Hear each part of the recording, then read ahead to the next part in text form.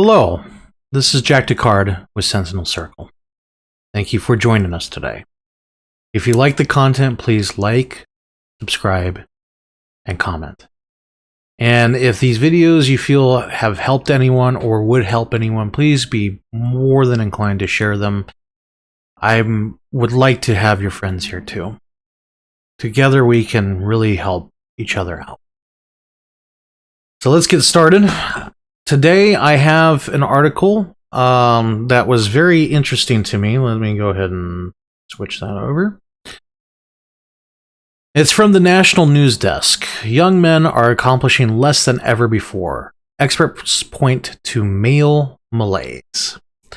And it's by Jackson Walker, the National Desk. Wednesday, January 10th, 2024. So, let's get started. From work to education to relationships, young males, across the U.S. are growing increasingly disconnected from society, leading some experts to express concern for the state of American manhood. Fewer men under 21 were meeting five key achievement milestones in 2021 than they were in 1980, according to data from Pew Research. These includes being employed full-time, being financially independent, living on your own, getting married, and having a child.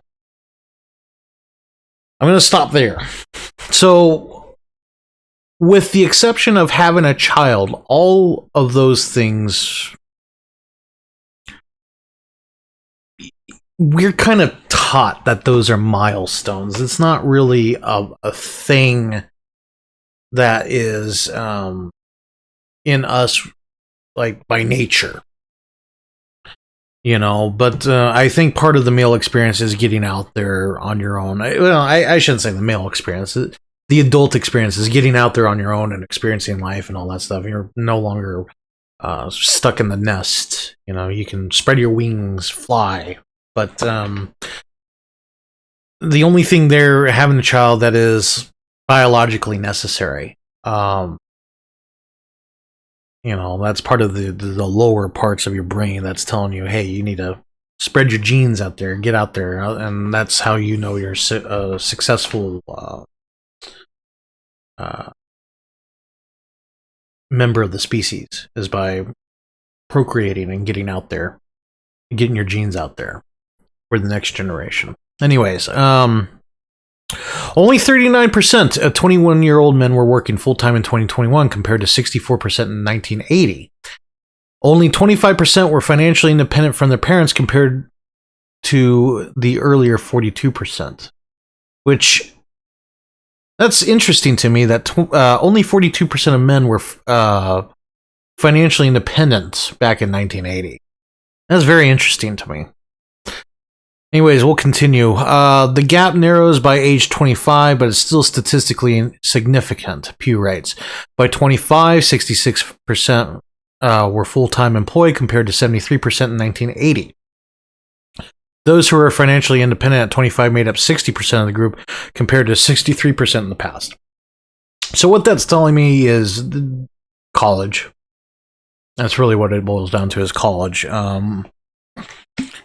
Because when you're in college, you're tending to depend on your parents.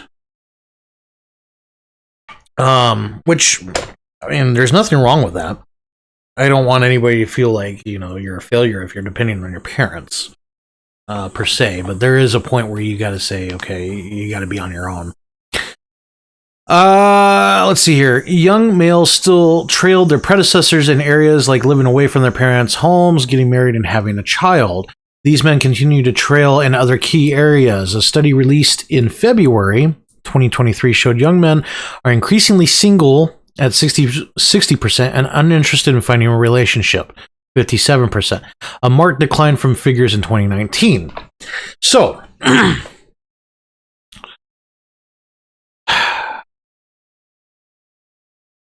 the question then becomes, if over half of men are single, why is that?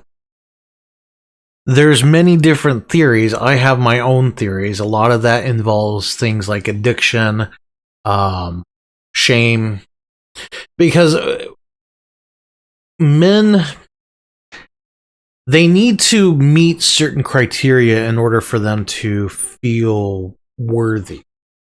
Not all men, and again, we're painting broad strokes here. We're not painting fine details because every man's different. But like, it's hard to justify. It's hard to justify a family when you can't justify yourself, if that makes sense. You want to. Before you want to settle down and have a relationship, you want to be secure, you want to have a secure job, which, let's be honest, a secure job doesn't exist anymore. You want to have secure housing, which, if you're renting, that doesn't exist anymore. You want security. I think that's what it boils down to, is people want security before they want to involve others in that life. Because insecurity, instability, causes stress, and including individuals in that can increase that stress by orders of magnitude. I know that some of my married friends, they waited until they felt that they were secured before they got married, and instability has cost marriages. So I can understand where that's coming, especially if the plan is to have one parent work while the other parent stays at home. That can cause some serious issues there. Okay, so next, 4-year college enrollment is also declining amongst males. The number of 18 to 24-year-olds enrolled in a 4-year program across the country was down to 44%, compared to 47% in 2011. That's not that much. But again, men have made up less than half of college student bodies out there for quite some time. This drop accounts for 1.2 million fewer young males enrolled in a 4-year program. And I think that they're looking not at the right things in this case. I'm sure if you look at 2-year institutions or other forms of education, the results would skew heavily towards men in those cases. Simply because, again, I think that the whole college being exposed as a scam kind of really took off. Men tend to be utilitarian, and they're not going to waste their time and money on something they feel is not going to help them in the long term. And 4-year institutions have shown that they're not going to help, and if anything, they're going to be a detriment. So, other than a general lack of motivation, research remains unsure as to what could be accounting for this drop. Again, just rewind my video a couple seconds. You'll see exactly what I'm talking about. What could be accounting for this drop, considering the amount of graduates coming out of U.S. high schools has increased? Well, that's good that people are graduating high school, which I think that stat kind of opens up another Pandora's box. I mean, there are stories of students who can't read their own high school diploma and have literacy issues graduating. So, I mean, basically, school is just becoming just a pipeline. Let's be honest, it's babysitting. It's state-run babysitting at this point. We saw in COVID, I mean, how many teachers were passed out asleep while the kids were on their Zoom calls at home during COVID? A lot of those kids lost a lot of education out of that bill. So, let's continue. Young men, Fry said, were more likely to cite personal reasons for this gap than women. Men were much more likely to say, I don't need to go, or I didn't want to go. More specifically, about a third of men who hadn't finished college said, I just didn't want to go, whereas only about a quarter of women give that as a major reason. I can respect that. I think that you really gotta. The problem is they're just pushing you to go. They don't care how, why, whatever. They're just pushing you to go. And I think they need to really, well, we, older men, should really sit down, children, and say, okay, if you go, expect this, and we need to find out. Like, for example, I spoke in my intro video about how by graduating I was securing my credits, and dropping out would have actually been worse than if I had just finished out.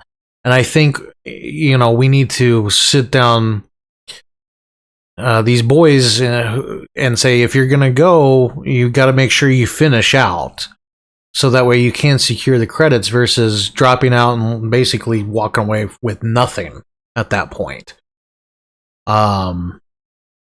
Anyways, let's continue. Examine radically, this divide is greatest among white graduates, with white women being 10% more likely to attend college than their male counterparts. Comparatively, this gap was just 4 points in 2011. Okay, well, yes, it's shown that whites and Asians tend to go to college more. While both men and women cited the high cost of tuition as a deterrent to attending college, men were less likely to desire a college degree and more likely to pursue jobs that didn't require additional education. And that's fair. To be fair, my job does not require a college degree. It helps, but it does not require it.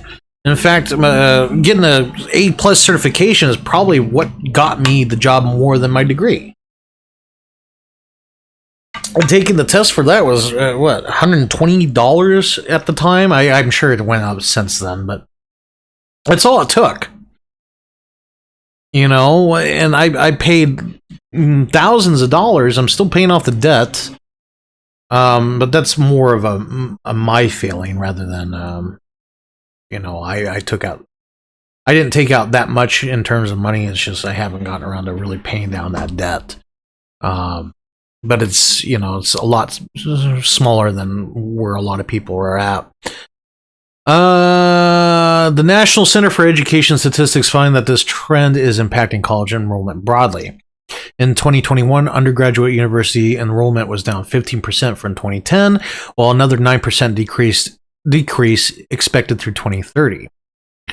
So they're expecting it to continue to go down, which, again, the cat's out of the bag. A lot of people realize that colleges are crap.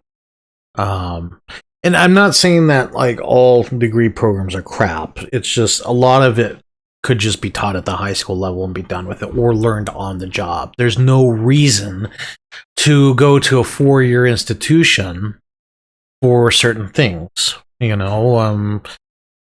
Like, I can understand, like, if you want like to take an art class, okay, well, go to the annex there and take a class. Pay a couple hundred, like $100 or something for the class, versus paying a ton of money to go to a 4-year institution and just to take one class or major in like art history or whatever. We're gonna continue. These statistics are even more significant when considering colleges are accepting more students than ever before.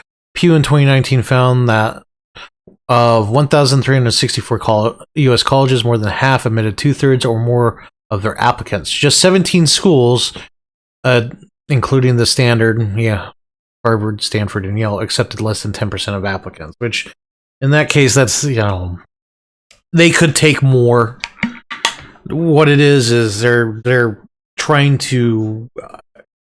It's the scarcity principle. If there's a scarcity, they can charge premium. And that's really what it boils down to. They're so picky, but like if they really wanted to, they could take everybody. But again, neither here nor there. Richard Reeves, president of the American Institute of Boys and Men, cites that what he describes as a male malaise as the leading contributing factor to this decline. The problem, he says, is the result of too much discussion around men being dangerous or violent. That is a factor. I think we have all seen the trope of turn to your left, turn to your right. Statistically speaking, one of these men is going to, have their way with you forcefully. during your 4 years here at an institution. How many times have we heard that? How many times have we seen that in TV, movies, all that stuff? You know, they're basically, and I'm not saying that there are not men out there that seek to do harm. There are men out there that seek to do harm, but women can just be as violent. Women can just be as harmful as men can be, and in some ways, it could actually be worse. But again, men are just portrayed that for some reason. We all know why. They try to force us to be weaker in an effort to soften our image. You know, societal pressure and all that. But yeah, that's a topic for another day. Culturally, we've got to get away from some of the language of toxic masculinity and the discussion of what's wrong with men and get into a conversation with emotional solutions as the focus of, and be more compassionate. There's too many wagging fingers and not enough helping hands right now, and a little compassion goes a long way, Reeves says. Yeah, I agree there, but I think that men need a space to be men. We need to be able to really be who we are naturally and not bringing us down for the comfort of others. But again, we'll have that conversation at a future date and time. It is a situation that, if not addressed, could lead men into an even deeper slide in the future, Reeves said. For those looking to make a change, Reeves suggested treating themselves with compassion. This is not something that is unique to you. There are many boys and men dealing with many of the things you are struggling with. He said, show some compassion to yourself. People are telling you that, yes, you are struggling, and that's because... And that became the feminists had taken... Hang on, let me reread that again. People are telling you that, yes, you are struggling, and that's became the feminists... It should be because... We'll just reread that. And that's because the feminists have taken over, or because women hate you and the left hates you. The people who try to weaponize your struggles are not your friends. This is...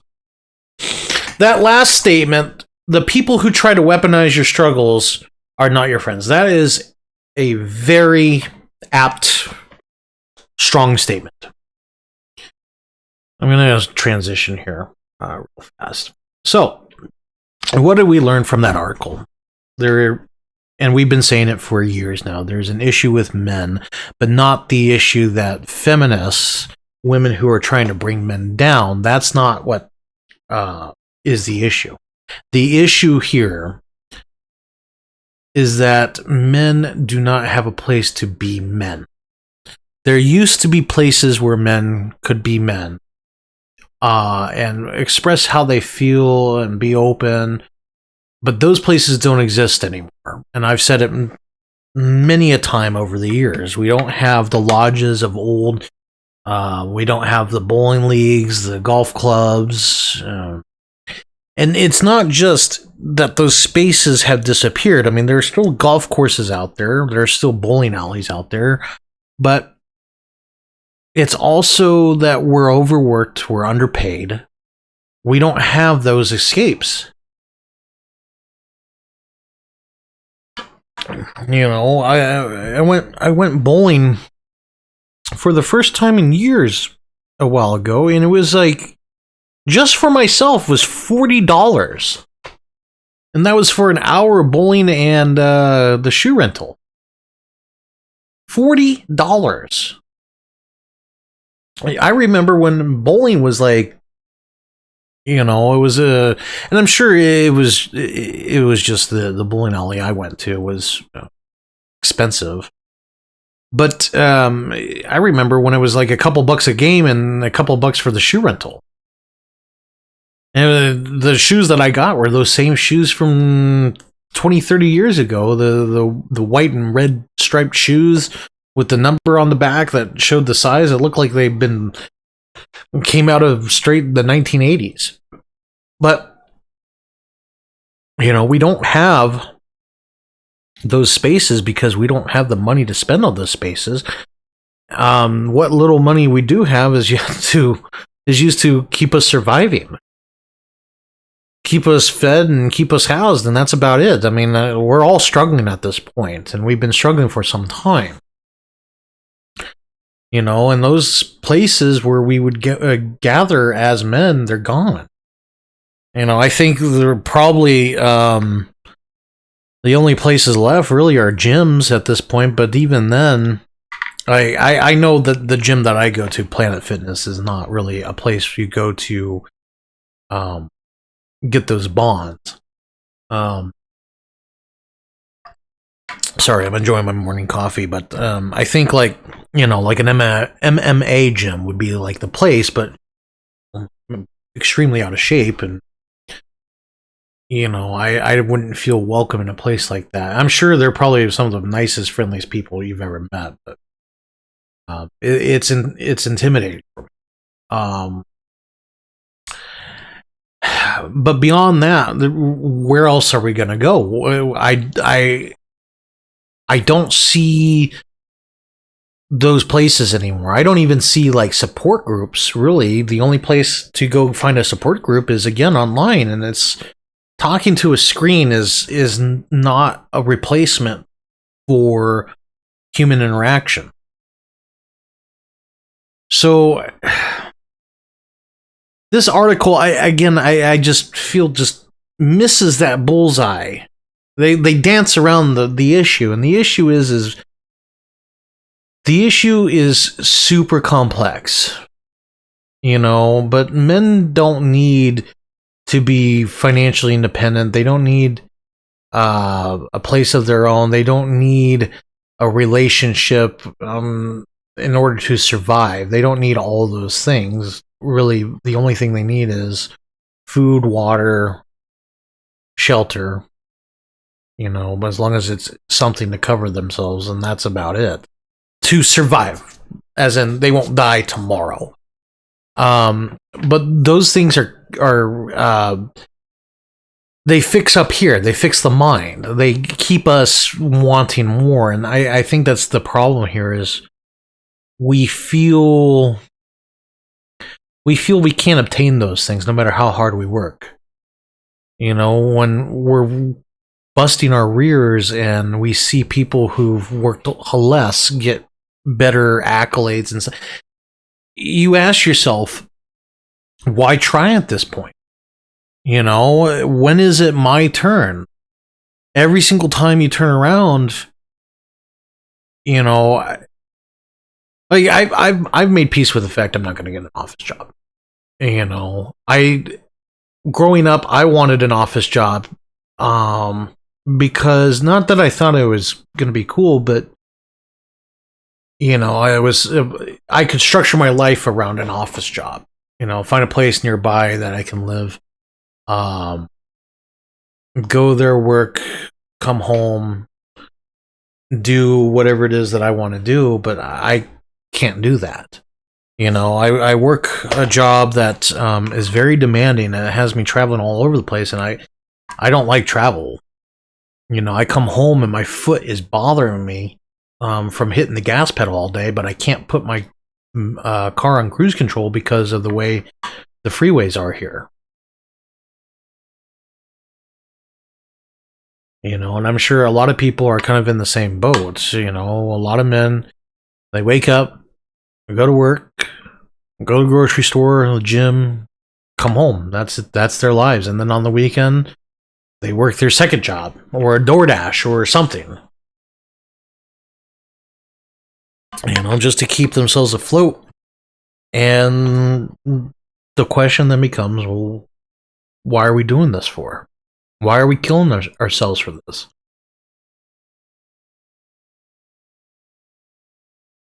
I don't know what the answer is. Everyone's going to find their answer. My hope is that we can, as men, we as Sentinel Circle, we can build a place, a haven, where men who are tired, alone, they can go and they're taken care of.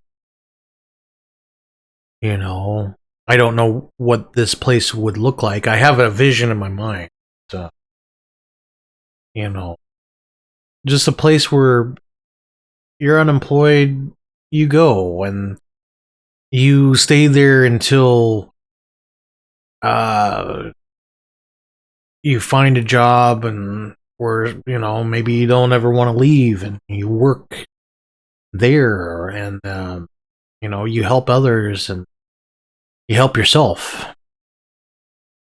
You know, because I mean, certain groups, they have their own communities, they have their own places where they can retreat, but men don't have that. You know, we don't have shelters. We don't have. I mean, I shouldn't say we don't have shelters. We have homeless shelters dedicated for men, but they're not safe, and they're poorly funded, very dangerous, and you know, you have to follow certain rules, which certain men are not willing to follow those rules. But there's a lot of people out there that live on the street because they got no other place to go. And there's got to be something out there for them. You know, like I said, a safe haven, place where they can go and be taken care of, take care of others. Maybe that's something that we should explore together. Anyways, I'm at 27 minutes, so I'm going to go ahead and end this here. Again, my name is Jack Descartes. This is Sentinel Circle. And again, if you like what you see here, please like, subscribe, and comment. If you feel these videos help, go ahead and share those videos. I really do appreciate what you guys are doing for me. Doing for us, really. And hopefully one day we'll actually get together and shake hands and welcome each other with open arms. You know, that's the dream that hopefully becomes reality for us. Anyways, have a good day.